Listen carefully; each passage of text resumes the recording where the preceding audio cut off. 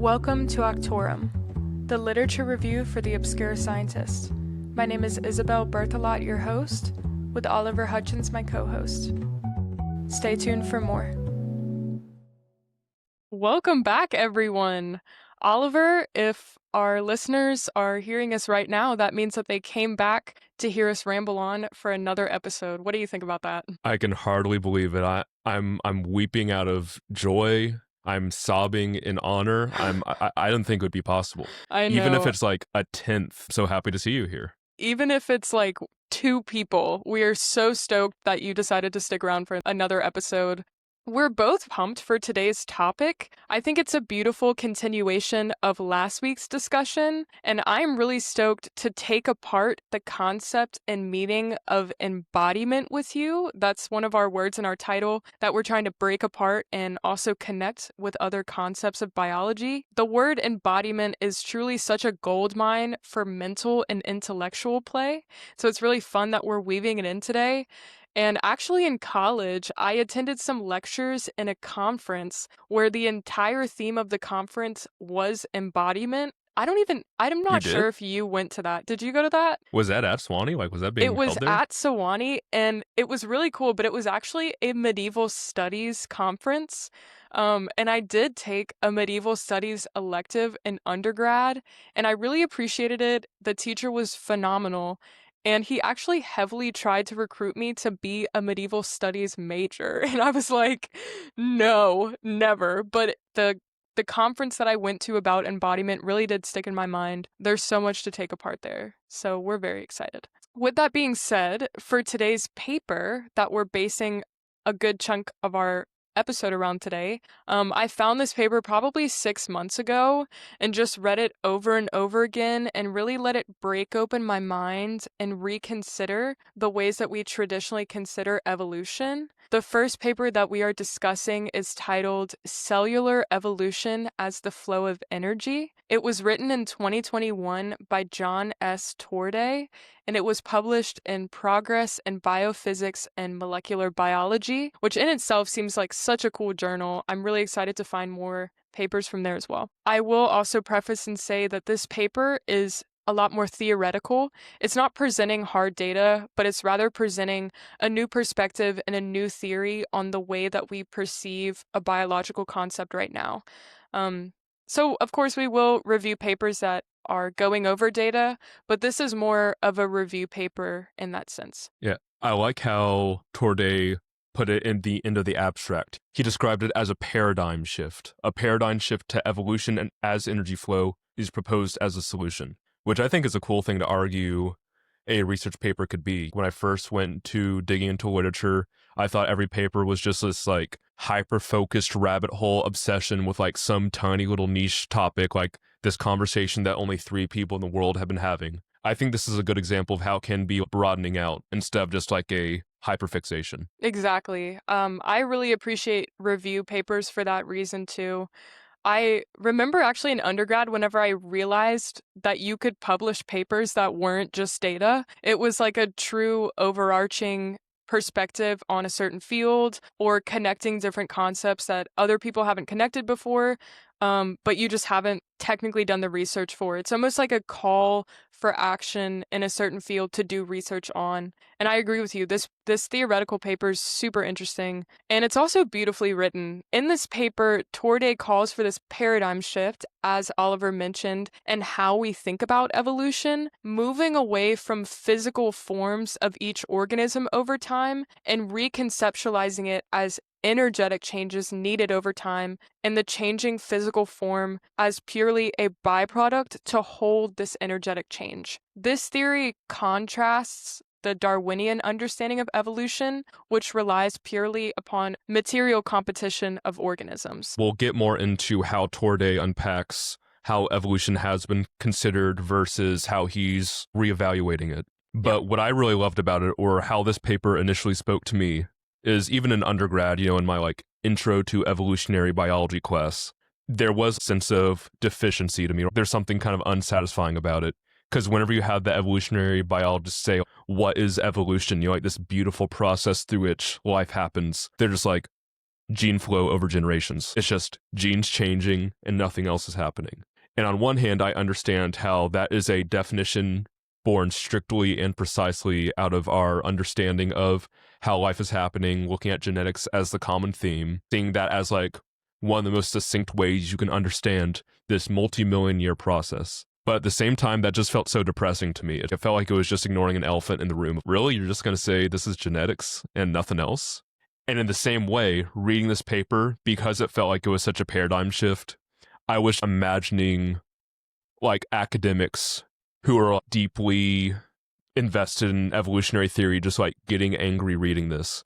And that's just what made me like happy reading it. Ooh, the evolutionary biologists aren't going to like this one. And I that know made this. me like it. Yeah, this paper definitely, I'm not going to say controversial, but it definitely creates this completely new way of viewing something that people have been so comfortable with over time. And that's part of why I love the fact that it's being featured on this podcast, because our entire thing is intellectual play. It's about not getting too attached to being correct and everything that you're saying being valuable. Not saying that this isn't valuable. This is a very valuable paper. I'm just talking about in general the idea of allowing your mind to explore and challenge ideas. So I'm really excited about that. I do want to take some time in this episode too to talk about genes in general, to talk about genetic inheritance, because this is a podcast for everyone. We do talk about some pretty heavy science topics, but I also want this to be a point where people who are interested in science and maybe not educated in science can learn some new things about the way that biology works. And then also, I will say, like, I have a master's degree in science, and there's still a lot of concepts that I think that I know that I actually don't know. And it's not just about what it is, it's about what it does in different contexts, what it does. So I do want to take a second to sort of explain that too. But diving back into the paper, so after the introduction of this paper, Torday has a section titled Complexity as a Material Artifact of Evolution, implying that the interconnected, complex nature of organisms is merely an artifact, a remnant passed down through time of evolution, but not the direct goal of evolution itself. This summarizes his thesis, his main point, that the physical diversity that has been achieved over time with evolution is a byproduct of a bigger trend in passing and restructuring energy. And so, as Oliver said, this is a very different perspective on evolution than what is considered to be conventional. And like he said, there are some unanswered questions whenever we learn about evolution. And I feel like one of the things that this concept does very well, just to re-summarize, this concept of evolution being changes in energy and restructuring of energy in the physical form, just following that rather than the other way around, it actually allows for this deep interaction with the environment as well. Because if you think about the physical changes that come with evolution just being random mistakes that end up being inherited and passed down, it does sort of disconnects whatever species you're talking about from the environment. Whenever in reality, I do think that all of these changes that are sticking are very environmentally driven. And so I think that this theory that he's proposing does tie that in really well. But in this section that I just discussed called Complexity as a Material Artifact of Evolution, he talks a lot about how the way that this complexity and physical diversity is achieved is through constant signaling of cells by secondary messengers. And this is whenever we get to the more detailed side of biology that I want to bring you guys into. But by secondary messengers, he's referring to this broad category of molecules that contribute to cell signaling pathways that result in some sort of action or production of a product by a cell. One important concept is a secondary messenger. It's within the cell signaling pathway, but it's not necessarily the beginning or end. It's the molecule in the middle. It truly is like the messenger molecule that's delivering whatever message is being passed down. So do you mind if I jump into the details of this, or did you want to say something about like the broader concept before I jump in? Let's see. For complexity as a material artifact of evolution, one of the things I thought about reading this whole section was that in evolutionary theory, there is kind of a precedent or something that speaks to it of saying that like complexity is kind of being weeded out a little bit. Like I think of the concept of convergent evolution, which is the whole idea of you can have different organisms, species coming from whole different lineages, but if they're responding to the same environmental cues, environmental conditions, having to solve like the same organismal problem, they kind of reinvent the same structures or start being shaped the same way, kind of regardless. So, one really good textbook example is, or one that I think about a lot, is carnivorous plants, where you see there are all over the world Venus flytraps, Nepenthes tropical pitcher plants, Sarracenia American pitcher plants, Cephalotus in Australia. Like, there's so many examples. Every carnivorous plant has the same kind of shape of just like making a little mouth out of a divided leaf to be able to digest bugs. You look at their evolutionary lineage, they are barely related at all. Like, you can tell that these structures developed pretty much completely independently from each other. But that's because if you are a plant and you're trying to eat bugs, like, there's only really one thing you can do with like the plant anatomy to be able to make something carnivorous. So they all end up doing the same way from just kind of different directions. And so that's how I interpreted complexity as a material artifact of evolution, of saying it is kind of funny to me, like it's something I always get a kick out of. You think of evolution as being like infinite potential, anything could happen, but in reality it's like there's only one really efficient way to do it. And so just kind of like everything kind of ends up agreeing on the same thing. Yeah. Yeah, I agree with you. And I think the use of the word artifact at all is really interesting because whenever you think of an artifact, it's something that's just sort of a prop in a story. It's not the main cause or effect. It's not the main character in whatever story you're talking about. It's simply something that was carried along the way. And so that kind of like blew my mind. To me, the title in itself is a pretty bold claim, right? Because we think about evolution as almost creating more complexity as we go, creating more developed organisms as we go. But he's basically saying, no, that what we see, that complexity, is just something that's carried along the way. That's not the cause, that's not the effect. It's not even the main character of the story. It's really just, it's the prop. It's what you see. And exactly what you said, it's sometimes things go deeper than surface level, like what you were talking about. It may seem that some things are related or some things are completely different, and that's not necessarily reflective of the full story. Um, I find that to be really interesting. But in this section, he's talking about how this complexity that arises because of cell signaling. So I do want to dive into cell signaling just to make sure that we're understanding what we're talking about at all. So to break this down a little bit, last episode we talked about environmental sensing on more of a larger scale. We discussed human learning, we discussed, the five senses, but there must be some form of environmental sensing for cells as well, not just a whole organism like what we discussed in episode 1. For cells, these sensory inputs from the environment are received, of course, after a long chain of events. Like after you actually receive sensory information from your senses, it's passed down in the sensory pathway and leads to a variety of chemical messengers, which actually produce a signal or action that the cells can then use and act on. These cellular interactions happen everywhere all the time, and it's tens of thousands, millions of very complicated pathways termed cellular signaling pathways. There's, like I said, a ton of different ones. In grad school, I had to scrutinize all of them, and I'm definitely not going to put y'all through the same thing. But I do just want to talk about the general overview of them. One possible outcome of these chemical messengers that's passing information between cells is the activation of protein production from our DNA. So let's talk about DNA really quick, because that's one of the things, like I mentioned before, we think we know what it is, but then whenever we actually start trying to picture it in action, it becomes a little bit difficult. So in biology, we have this fundamental concept, the central dogma of biology, which essentially states that DNA holds the instructions for life, like code, like what computer code would be, and proteins are the building blocks of life that are building the functional units, the physical things that our body is using. The majority of things in our body are proteins, or they're being manufactured by proteins that have been made. DNA, the code, gets transcribed to RNA, the template, which is a different type of code to produce something. The RNA then gets translated to proteins, which are the building blocks of life, the actual physical product of the code.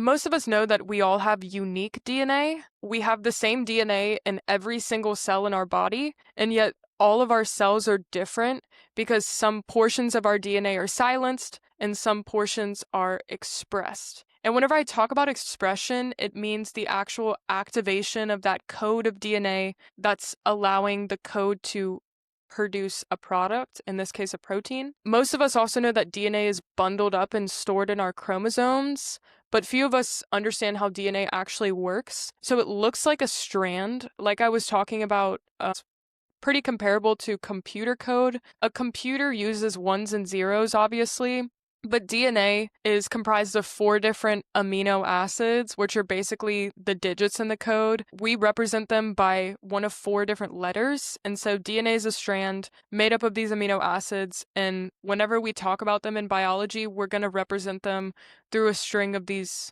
4 different letters. Everyone has a different composition of DNA.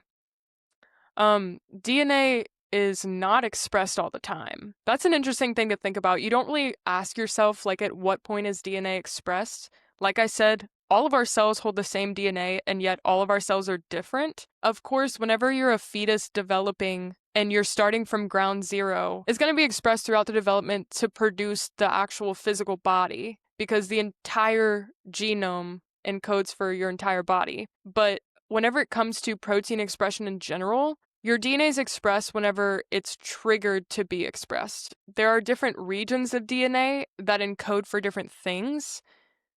Like, for example, there's a segment of DNA that contributes to eye color. And these are short sections of code on a very long code of DNA, and we call these genes. And so genes become expressed when they're activated to become expressed. They are not expressed all of the time. In that way, most of our DNA code, after, we develop into humans, just hang out in our bodies, being replicated whenever new cells are formed, but not expressed all of the time. Only whenever DNA fragments are activated to encode something do they actually begin the process of producing a product. The way I always personally think of the selective reading of DNA is I imagine old-timey like skit comedies or shows where, there's this comical scroll that's like a list of complaints and they unfurl the scroll and it like goes out the door and down the street and causes a car wreck. That's kind of what it's like if you're saying you're reading all DNA at once. It is this like comically long list that just goes on infinitely long. It's like, I don't need to read this whole list just to get what I'm looking for. This selective expression of DNA is you just unfurl the scroll for like the one little bit that you're looking for, read it, yeah, that's what I wanted, and then you scroll it back. And then whenever you need something else, you go there instead. Exactly. It's literally a code to create an entire human being. Every little detail of what both creates a human being and then keeps a human being running. And so whenever your body is in need of something, it's not going to produce an entire human being again. It's just going to skip to that chapter of the code that makes that one little thing that they need. And so that's essentially how DNA works. It's expressed little bits at a time whenever it's needed. So I agree with you there. But Torday is talking about how biological complexity and physical diversity is achieved through constant signaling of cells by secondary messengers. So how does this relate to DNA expression and evolution? Some secondary messengers in cell signaling pathways can directly activate transcription to then activate DNA to initiate protein synthesis. Sensory inputs then contribute to the cell signaling pathways to activate DNA transcription, turning on the factory to produce whatever end goal is needed. And this is a method for whenever you're sick, your body then produces defense proteins, or whenever you're eating or your hormonal changes are triggered, that might initiate proteins that contribute to metabolism. And actually, our next episode is about insulin signaling. And of course, it's not actually insulin signaling, it's about all of life in general. So, just a little teaser. Here's an abbreviated quote from the section Complexity as a Material Artifact of Evolution.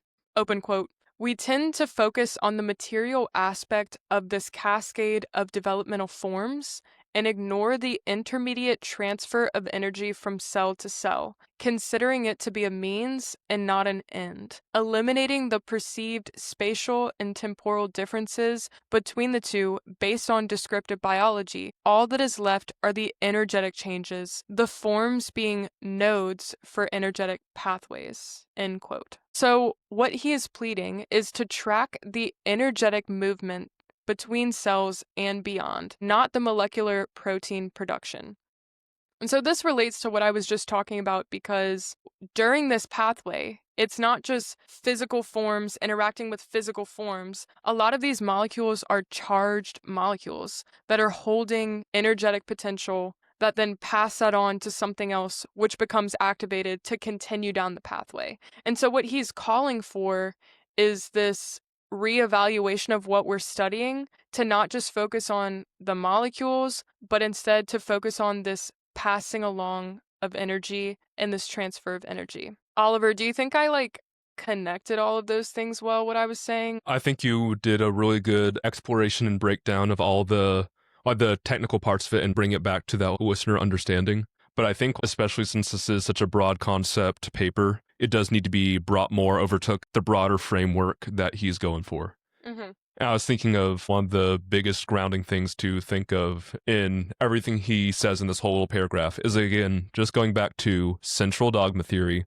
just sitting with that and realizing that is insane. That this isn't just about how the human body works. This is something that was found of just, every single organism, like all life that we've ever seen, this is how it operates. Like, this is the unifying framework, kind of like the heart of all life on Earth, or even beyond Earth, like all life as we know it. So it's just a huge deal to be able to have and understand and really just process what the central dogma theory is, which is why I'll give credit to, just evolutionary biology as we understand it, to be able to say that there's something crazy going on with genetics, transcribing of genetics, DNA, and to say that this is at the heart of all evolution and all life is completely valid and makes a lot of sense. What I think is so incredible about what Torday is saying is he's saying, oh yeah, that's true, but is that really what this is about? Again, that whole, it is the means, not the end, of like, this is how we're getting there.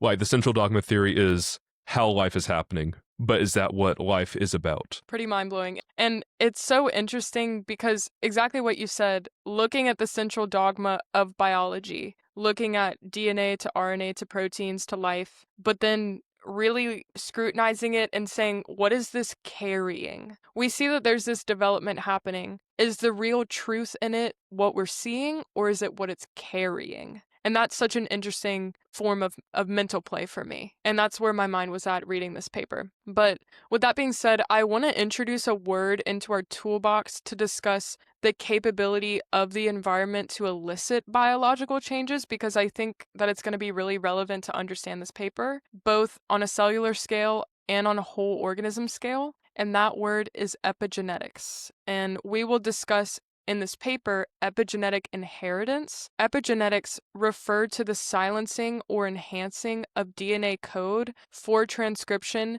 based on environmental cues.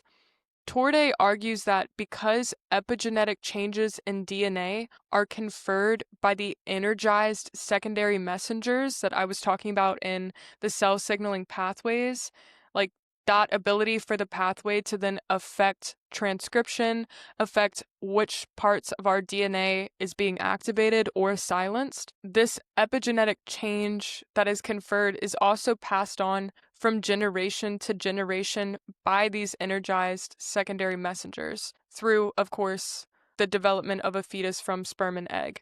But the resulting change in physical form is purely the byproduct of this energetic transfer, but not the goal. The goal is the energetic transfer, at least that's what Torday is arguing. Physical form adapts and morphs to actually hold this energetic change. So once again, going back to that visual that I was just talking about, now we're looking at this physical change from the species through evolution, and we're asking ourselves, what is it holding? Like, how is that physical change morphed to hold something different? What is it carrying? And whenever I was reading this, I found it to be a really interesting concept to consider, but I wasn't sure where to go to logically think through this concept. The main thesis of Torday's paper, which is evolution is actually the energetic changes through generations, and the physical forms that we see that represent the evolved organism are actually changes in the physical being to then hold and carry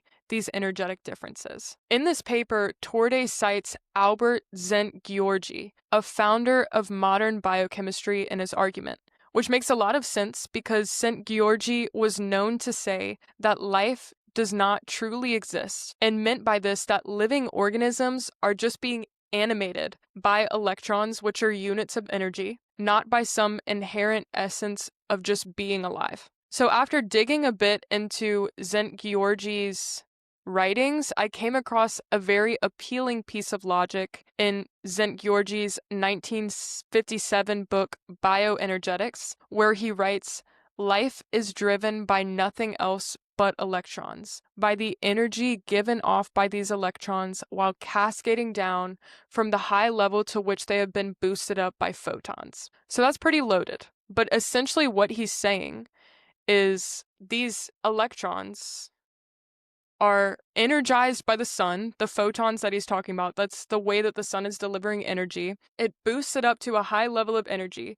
And then what life is doing is giving a vessel for these electrons to then go down in energy again to which they started before. This is summarizing the fact in which the energy that life is animated by is from electrons energized by the sun's energy gradually becoming discharged through the electron transport chain. Yeah, that electron transport chain, like the one that everyone had to write down and memorize in intro to biology, like, after photosynthesis, that really annoying cycle of redox reactions with oxygen as the final acceptor and ATP as the product. So ATP is the actual usable form of energy that our bodies can use. And this is so interesting because biological organisms, all of them, are the only things on this planet that have this electron transport chain to effectively harness the energy from the sun to use.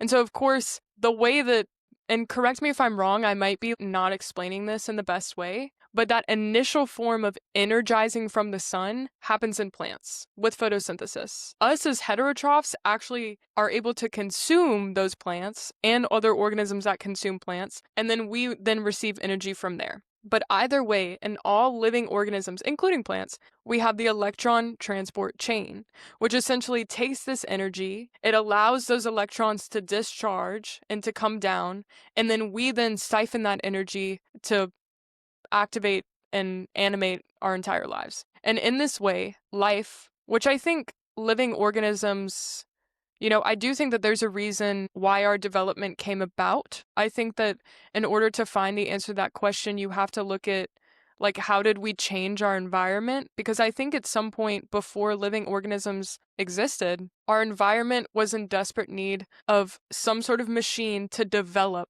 the elements and the environmental factors that were there. And I think that life fulfills that role. And to me, this is it. This is how life fulfills that role. It allows energy to be productively used and efficiently stored, because our body also stores this energy, and then using that energy, we can then develop our environment more. So to me, this supports Torday's concept, because it seems to me that the utilization and the development of energy of energized electrons is the main purpose of living organisms. And it would make sense to say that each organism's evolutionary development is just optimizing this acquisition and use of energy as the environment around it changes. Just like going back on his emphasis on epigenetics. And he even says that offspring in this way act as agents to sample the environment and change the species accordingly. That's a really interesting visual. Like he says, I'm going to repeat that one more time, that offspring that are produced from sperm and egg act as agents to sample the environment and change accordingly. What do you think about that? Yeah, so that part of it feeds pretty well into pre-Torday evolutionary theory. Just the whole idea of if you have multiple generations, each one is a new recombination of genetics responding to whatever the conditions are in this new generation. And that is kind of like a new recombination event in which kind of the genetic profile of the species can be reevaluated of saying, all right, this gene that we had selected for heat tolerance, do we still need that? Is it still hot out or has it gotten colder? Are we better off replacing that gene or instead prioritizing a gene that favors cold tolerance? That's kind of like a reassessment that happens. All right, you can almost think of it as like a team meeting almost, of just kind of like looking back at a project and being like, all right, how's this going? It's like each generation, just traditional evolutionary theory, is kind of like this regenetic iteration of reevaluating what gene selection is best for the environment that we are now entering into. So from that perspective, I felt that it's already pretty compatible with what Torday was saying. Do you think that this understanding of environmental sampling, fueling, evolutionary changes, and the physical changes that arise with evolution is already represented with Darwinian concept of evolution? Or do you think that this theory of the energetic passing down through evolution from what Torday's paper is saying is the only thing that would include that explanation? I think it just feels more like a perspective shift, or like a definitely much more interesting language. But I think it's more just kind of like a shift in emphasis more than anything. Like genetics changing over time, phylogeny, that was already going on. Central dogma theory is already a big part of what's going on. He says it over and over again. It's the means, not the end, of just saying this is a big part of the process, but that's not what it's ultimately going towards. But no, it feels compatible to me. The one big thing that I want to talk about for just like very broad view of this is, he does this constant back and forth of looking at physics then evolution, physics and evolution, and physics and evolution. Like each section he has in the paper is kind of going back and forth with those two frameworks. And I think that's a really fantastic way to just show what he's saying. He starts with talking about Einstein, E equals mc squared. What made him such a big deal was saying, oh, matter is energy. Like, there's already from this amazing physics perspective where we can say, we already know everything is energy. To me, it feels like what I really love about this argument is, it is making that connection to just physics theory that, a lot of evolutionary biologists in the evolutionary biology rabbit hole probably aren't connecting to. Of saying, look, Einstein is already telling us that matter is energy. And we've already said before in our nice little way that ecology, life, biology is just chemistry applied, physics applied. Just like a lot of theoretical stuff just applied in the real world. So this felt like a very natural continuation of that, of saying, if all matter is energy, why can't we say the same thing of just evolution, life itself is also just the flow of energy? So when he framed it like that, it seemed very digestible for me. I mean, like all the little details in which he had to argue, break it down through, kind of like cell-to-cell communication, ontogeny, and phylogeny as compatible mechanisms of energy exchange. Like those are all the details to it, but that kind of like broad framing of it, that felt very straightforward and a very simple, refreshing argument to me. Yeah. I will say though, because I will preface this by saying I do not have a strong foundation in physics. I wish God, I neither did. do I. I can't really say anything. I wish I did. I simply do not. But obviously, I know that one of the core foundations of science is that all matter is energy. But in my mind, whenever I hear that, it's majority potential energy, right? Because all matter has mass, and mass holds energy because it can therefore transfer that energy through movement or whatever that mass into energy. But I don't think that all matter is energized.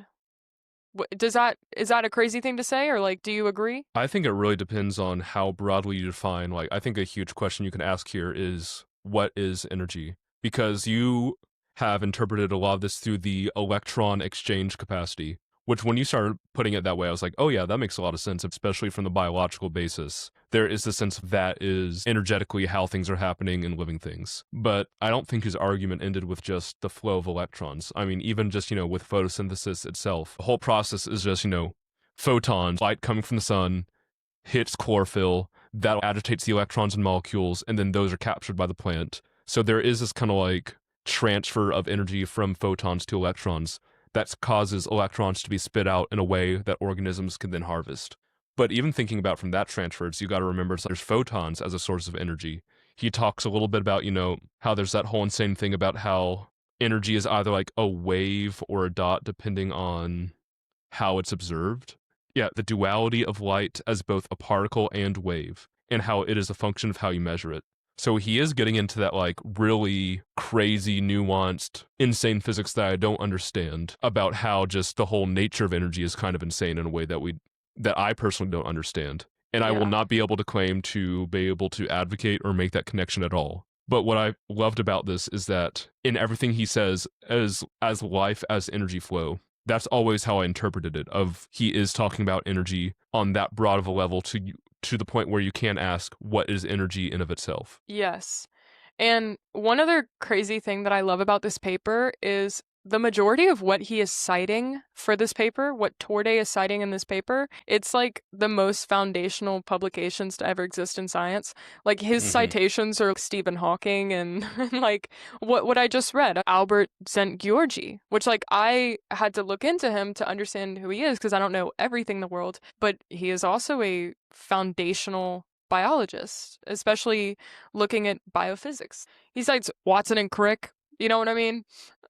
Like it's like whenever you watch one of those good movies and it's like, man, this movie's like loaded with all the best actors. It's like, um, I thought he cited Einstein, but either way, all of this goes back to Einstein's E equals mc squared. He talks about Einstein in the introduction. Like, he just throws him out Right. there really quick. Remember when Einstein had that discovery? I'm like, yeah, that was like one of the biggest things in science. He's like, yeah, that was pretty important, wasn't it? Yeah, I always knew that Einstein was a genius and a huge contributor to science, but just to break down what he brought to the table, it was Einstein that discovered the E equals mc squared, which shows that mass and energy are interchangeable. And it was, similar. I didn't phrase it in the best way, but similar to what I was saying.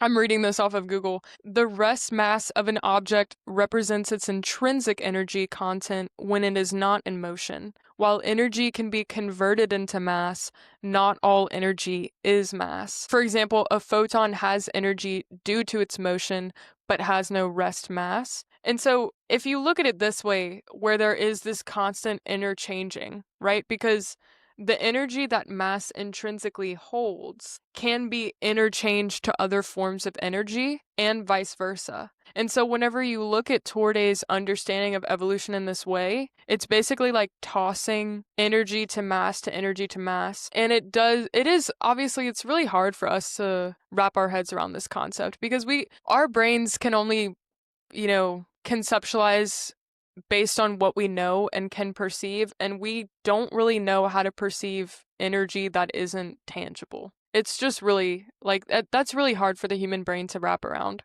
But that's essentially where he's going with this idea, and the physical changes that you see during evolution are essentially this just energy being transferred in a way that results in mass. And the point that I was making about epigenetics, I think that was a really, really important point to Torday in his paper. He talks about it in the section Phenotype as an Agent, speaks to the significance of energy flow. And there, whenever he's talking about the significance of epigenetic changes to his argument, he's talking about whenever sperm and egg come together to create a fetus, they're bringing along those epigenetic changes from the environmental sampling during their lifetime. So, like mom and dad during their lifetime went through environmental sampling, epigenetic changes from that cell signaling pathway based on the sensory information from the environment, changes how DNA is either muted or enhanced to create proteins. That genetic information is passed on to baby through sperm and egg. And so he's saying that this sampling is passed on, and the way that it arises is through phenotypic changes, through physical changes in the organism's form. But the way that genetic muting and enhancing comes about in the first place is through these energized molecules. So that's what he's saying. If it's carried through energy and it results in a physical form change, then like why don't we look at the energetic changes? That's essentially what he's arguing. And in that way, the physical being is simply an embodiment of these energetic changes. And that's where the word embodiment comes about. He's essentially arguing that all we are as physical beings are embodiments of the energetic changes that occurred via environmental sampling.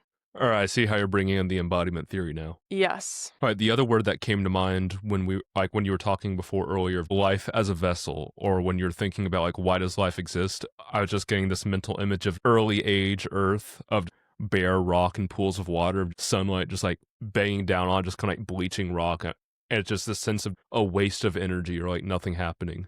And I do like the Exactly. idea of all this energy is just being thrown at the earth, just looking for something for it to go into, looking for a way to do something, and just imagining life as a vessel or kind of like a conduit made to let that pass through it. Exactly. And I really like that. that's sort of the point that I was making. I mean, we have to accept with that perspective and with the evidence that only living organisms and all living organisms have the electron transport chain, which actually allows electrons to discharge their energy in a way that we can use. In that way, life came about because there needed to be some form of development. Like, what do you do whenever the environment has a huge abundance of something? You have to develop it. Like, that's the biological way. This is an episode for another time, but I mean, that's whenever it comes down to chaos and order, entropy. I mean, that's what it is. Nature favors entropy, nature favors chaos, but what life does is it contradicts that and it favors order. Like, life in itself almost fights against the chaos of nature by maintaining order. And we're going to talk about this in another episode. Oliver knows that this is my favorite thing to talk about. I mean, we always talk about college. What did I do in college? I got tipsy at parties and talked about entropy. That's pretty much all I did. But basically, life then fights this chaos in a way that maintains order. We were talking about DNA being a code. DNA is the most ordered thing that exists on this planet.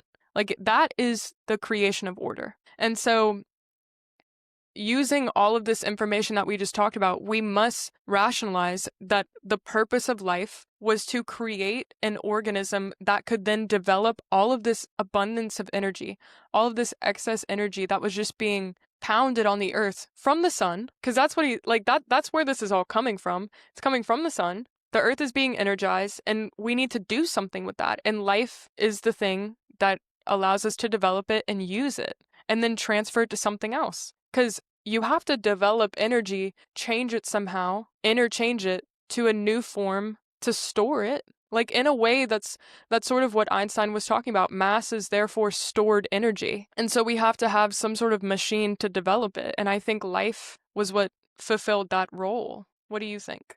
I think this is a beautiful segue, or like a beautiful way to touch onto this is with section 5, endosymbiosis as the means by which life has evolved, which I think is where he's kind of making a similar point of how you can look at, in the same way that you're talking about entropy, order being made out of chaos, that being another fun little parallel he throws in between just evolution and life as we understand it, and also just more abstract physics type theory. The quote that I highlighted is, elements form the hierarchic basis for the laws of nature to which both the cosmos and living organisms comply.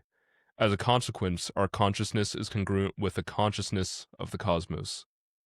He talked about endosymbiosis, the whole idea of just looking at how multicellular, more complicated life occurred. It was the whole idea of basically just different cells consuming each other to form more complicated structures. And I think it's just broadening that out is such a cool idea. Well, one, the main place that you see that in classic biological theory and understanding is, mitochondria, the powerhouse of the cell, everyone's favorite. Which is where the electron transport chain is located. Oh shit, I forgot about that. Yeah, no, it's funny how it's the one part of cell biology that people remember. It's like, oh yeah, the mitochondria. It is a super huge deal of just when you look at it, the whole cornerstone or foundation of endosymbiont theory is looking at the mitochondria and being like, this was almost definitely a bacteria that the larger basic cell ate at one point, because it has its own DNA that's organized the way bacteria organize their DNA. It has its own private cell wall that's sort of our own. There's a third thing that makes it unique that I forgot, but it has all these, like, there's all these super concrete ways to look at where it's like, nobody was there millions upon millions of years ago to see if this cell really did eat another cell. But looking at it, 99.99% sure, more complicated life happened by a cell consuming something that was foreign and then making it into a greater whole. And that to me paralleled what you're saying about that movement towards unity. And also what we were saying before about convergency. It feels like there is an insane amount of complexity, like an insane amount of explosions, moving parts. But then you can see that as kind of like an intermediary stage where it is trying to go back to an ordered, more unified state. Right. And I do want to talk about, or I don't know how much we can go into detail, but that section that Oliver is referencing, it is called Coherence, but to what? And this is such an interesting section, and I wish I could comment on it more, but honestly, I'm well aware that it's a little over my head. And basically, to summarize what this section is saying, Torday is talking about how the Big Bang theory is nestled within the thesis of his paper here, because as we're talking about this sort of energetic flow that is balancing chaos and order, and life being a way that we can structure this chaotic energy, we're talking about energy that comes from the sun. What Torday is saying is all of this energy originated whenever the Big Bang occurred. And that's over my head. I can't really comment on that. It's a big part of his paper. Unfortunately, I don't have the physics background to understand. I'm looking at this from more of a biological point of view, and I still find it to be really interesting. But that's just the foundation of his paper. But then what he is talking about is if energy is flowing in a certain direction, right? Because evolution, based on what the thesis of his paper is, it's talking about the flow of energy over time. If energy is flowing in a certain direction, then is there almost this unanimous, like, patterned flow of energy? And he almost considers this to be, whenever he uses the word coherence, and I want to think about this to make sure that I'm explaining this correctly, but he's referencing a scientist named David Bohm, and he's referencing his masterwork Wholeness and the Implicit Order. But he's essentially talking about the vector of energy that exists after the Big Bang and the movement of that energy after the Big Bang. And whenever we're talking about the return to order, he's almost using the word coherence to talk about this unanimous pattern of energy moving towards the direction of order. It's over my head. I wish that I understood it more, but unfortunately I do not. Did I explain that in a way that was somewhat understandable? Yeah, I think you're basically just saying he talks about the Big Bang's role in all of this and how that's just what the hell is going on over there. The way I read that was just Big Bang as the source of all energy, the beginning of it all, kind of treating life as, the exchange of energy as a continuation of the Big Bang. Or Yeah. that's the way that I think about it and have connected it to, or my attempt at understanding how I was interpreting the Big Bang. Yes. And one other thing that I want to add, one important part of this section that hopefully I can explain well enough is during this thesis of evolution, right? He's talking about how physical changes are just embodiments of these energetic, what's the word that I used earlier? Because I really like the word that I used. Restructuring of energetics based on environmental sampling. But what he says here, I'm going to read the quote. Deviating from the vector can occur, but it causes stress, which the organism may accommodate through autoengineering, but that can only occur within limits. If the stress is too great, the organism will not be able to maintain its coherence and will become extinct as a result. So he's essentially saying that evolution can fail.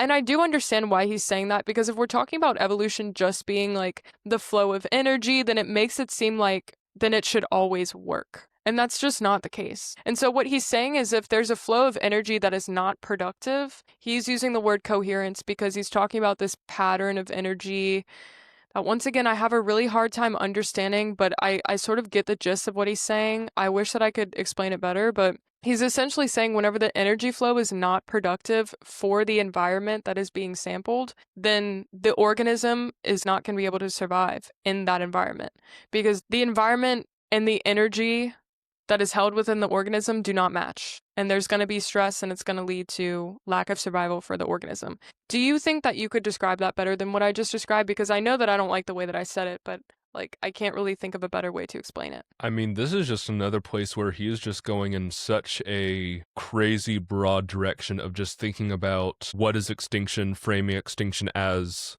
the inability to find a route for energy or a failure of the energy communication to happen. I mean, this had Right. me thinking about the fact that there is like extinction, you know, outside of, just the extinction crisis that we're in the midst of right now. There is, even at best of times, a natural extinction rate. I think it's something like every species lasts about like 300 million years, something like that. Right? I can't remember the exact number, but every species on Earth has a certain chunk of time to which it makes sense or is able to make its way in the world. And after a certain amount of time, it just kind of has like so much baggage from the past of the world that it evolved in that is no longer the world that it's in now, to where the only way for it to really effectively continue is to just go extinct. And of course, other species take its place, more species can be born out of that species, but just kind of like that iteration, that species as like a life iteration, no longer makes sense. So there is already this evolutionary theory understanding of, yeah, things go extinct. And that's because this species, or, this genetic combination, however you want to treat it, no longer makes sense with this new world. But to frame that as an inability to communicate or reciprocate the energy of the world, of like no longer able to find a place for it, no longer able to receive energy from the world, that was how I was framing it for myself. I just thought it was Yeah. cool. I will say we were talking about earlier like this visual of, the primordial soup of what the world was like before life We and were then talking about the primordial soup? we were actually. Oh, yeah, rock and water. Yeah, yeah. Yeah, like what the world was like before life was around. I said there was likely this abundance of energy and nothing to develop it or store it, and that was the role that life filled. And so in that way, the extinction of different species, it's not necessarily only because the changes in the species were bad per se. It also requires an environment that has energy to store, right? Like that's part of it. And I think that, what you just said about the species reflecting the environment, like that's a good way to say it. If the environment doesn't have any abundant materials that need to be stored and developed, then there's not much for life to do there. And in that way, it's likely that life in that area will go extinct.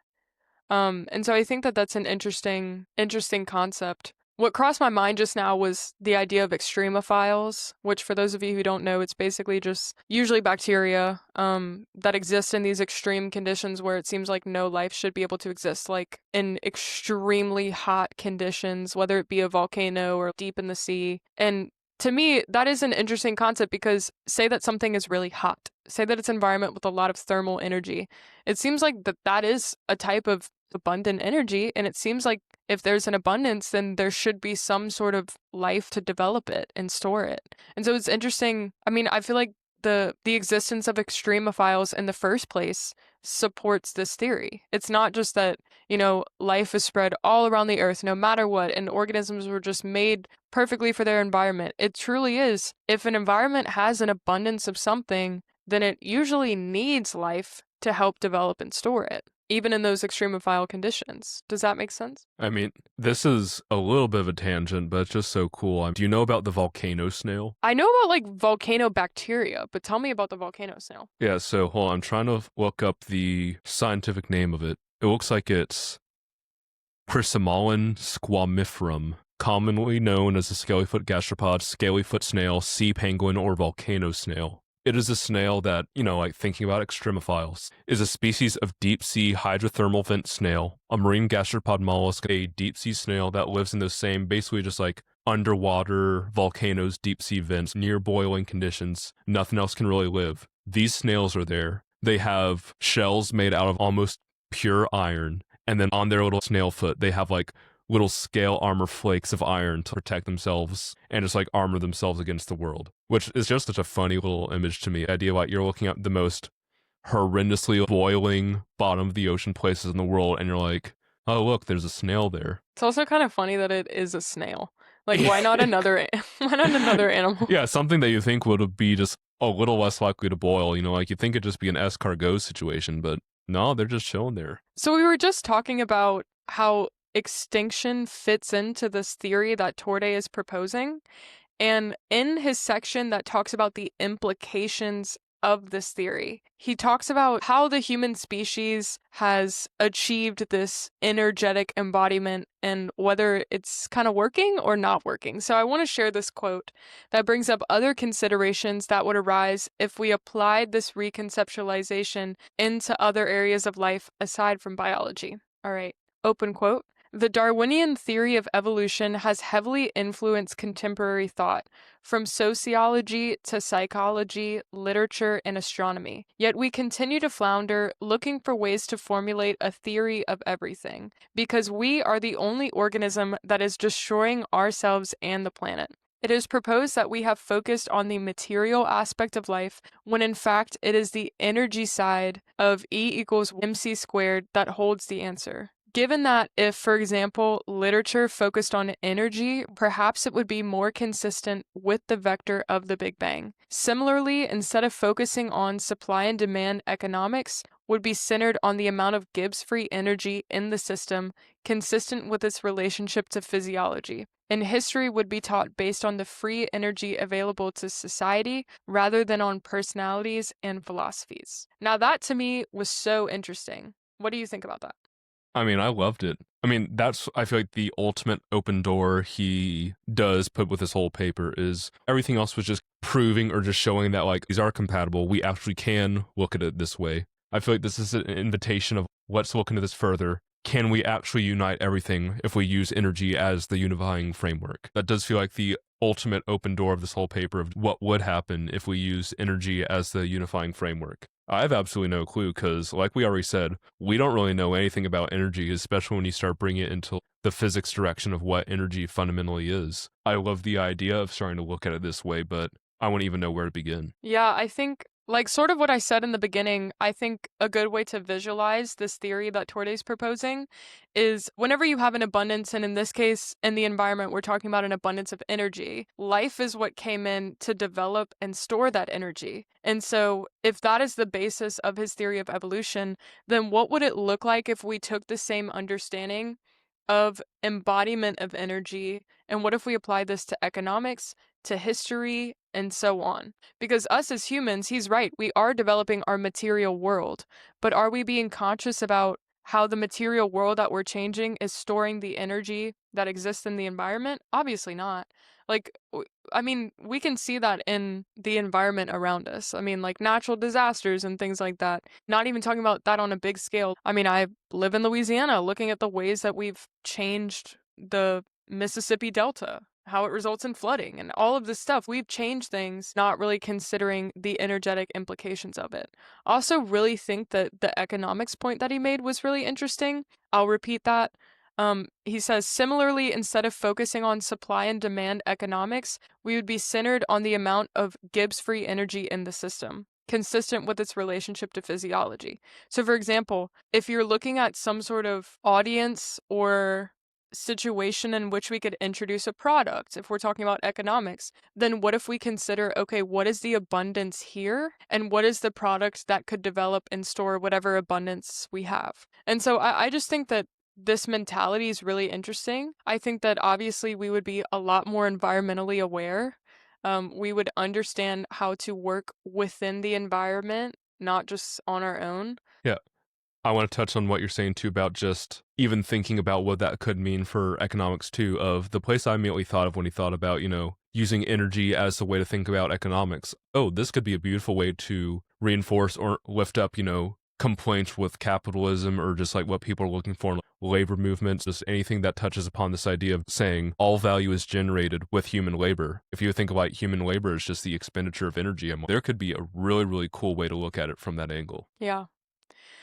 So I want to talk about embodiment now, because in this paper, the role of the physical world is to embody and carry this energetic restructuring that is happening over time with Torday's theory of evolution. And so one feeling that I had while reading this paper was me, myself, Isabelle Berthelot, my person as I know myself. Am I just an embodiment holding something else? Like that feeling made me a little bit uncomfortable. And now that we've digested a good portion of Torday's paper, Cellular Evolution is the Flow of Energy, I want to speak on the human experience in this world, whether our experience is dictated by the physical world or what embodiment means to us, because we all have bodies. Even energetic forces that flow through animals or inanimate objects have embodiment as a thing that we can sense, right? And so, because we talked about our experience being limited to our senses, where does this paper leave us when we're making the argument about energy, something we really can't see or sense? How are we touched by our embodiments? Like, obviously, we all have attachments to our physical world. I could look around and say, okay, everything's just energy flowing around. But at the same time, like, I am attached to the clothes that I wear. I'm attached to like my favorite mug to drink coffee out of. I'm attached to certain places that I love in my life. So I just wanted to talk about and meditate on the value of embodiment. Like not just being an empty vessel to carry a thing, the thing being energy, but like really, I want to give an ode to the embodiments that exist in our experience of life. I want to touch on this in some way, and I think this feeds into this pretty well. I think my absolute favorite part of the Torday article is at the very end of the discussion, where he says, quote, "This article is a plea for continued scientific inquiry in an area where scientists are defaulting to spiritualism as their only seeming alternative, opting for belief instead of rational scientific method," end quote, which I thought was really interesting because it is this huge discussion of, energy. All life is energy. It's like broadening everything to this unifying framework of energy. As I was reading this, all the connections I was making outside of this whole strictly evolutionary connection was thinking of it in a very kind of like spiritual, hippy dippy woo woo kind of way of thinking about like the energy that spawns all life. Like it feels incredibly paralleled, not at all too different from what he was saying here in some cases. But at the end, he goes back to that and says, no, there is a place for scientific inquiry here. And I think there's kind of like mutual truths in both of those facts. I think it's right to say, if it is real, there should be some way we can observe it, test it, analyze it. I don't think it has to be incompatible with science, but I don't think he has to dismiss spiritualism, religion as a incredibly long, culturally long conversation happening around what is energy, what is happening at the same time.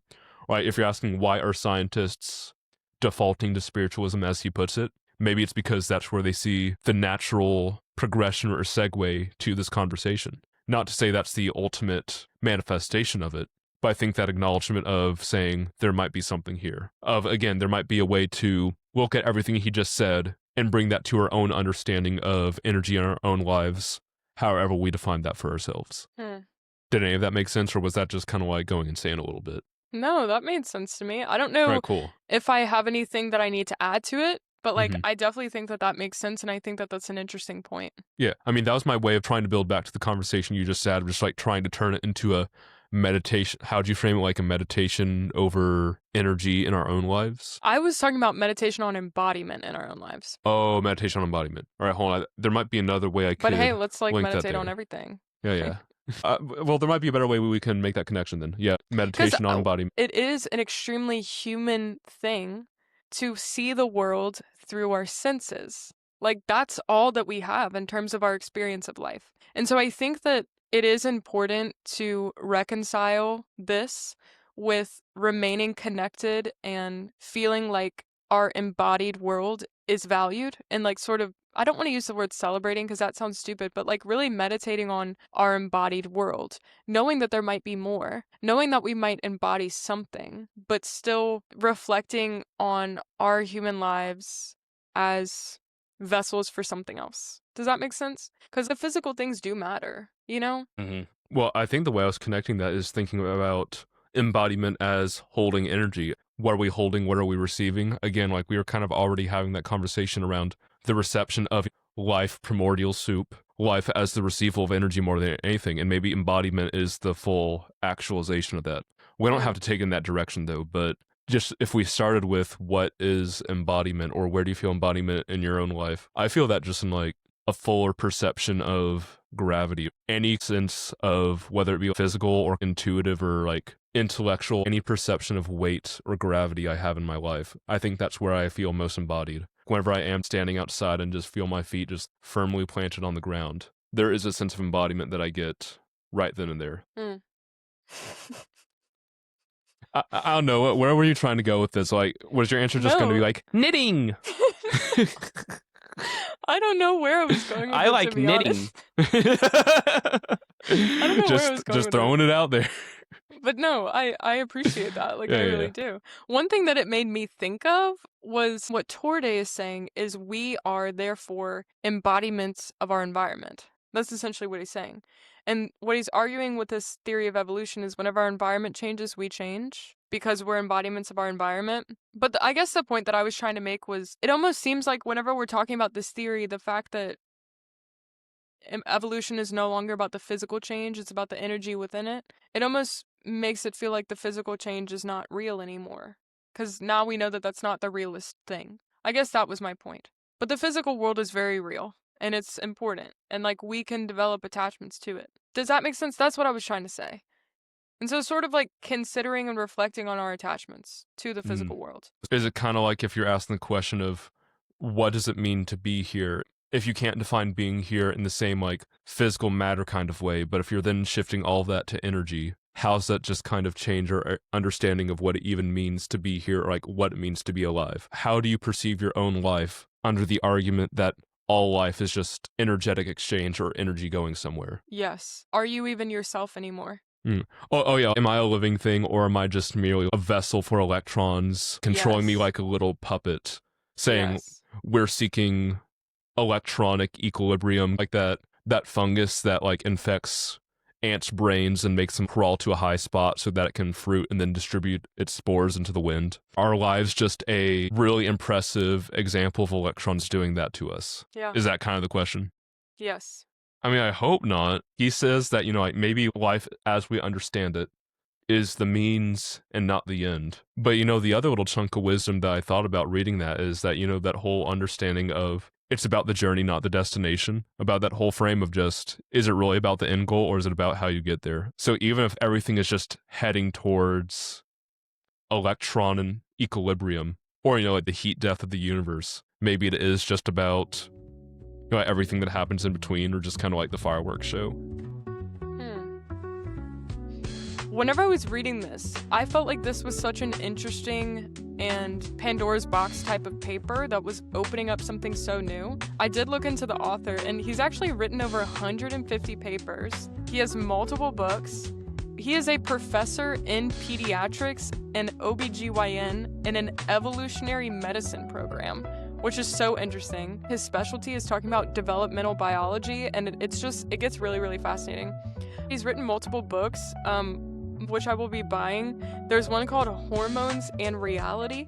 There's another called Singularity of Nature and Morphogenesis, Environmental Stress, and Reverse Evolution. I think that that's going to tie into what we were talking about with extinction, like how it's this lack of coherence to the environmental energy that's going on.